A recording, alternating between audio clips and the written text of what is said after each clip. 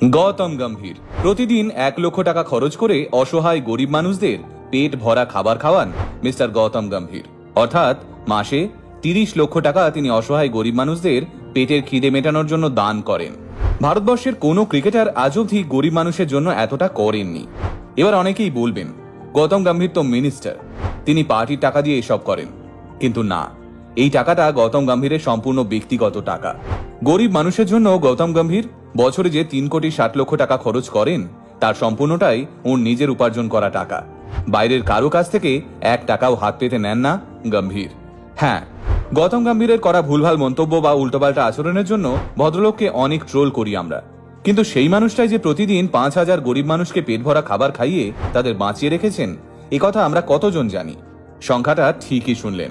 ইন্ডিয়ার রাজধানী দিল্লির বুকে মাত্র 1 টাকার বিনিময়ে প্রতিদিন 5,000 গরিব মানুষকে খাবার খাওয়ান মিস্টার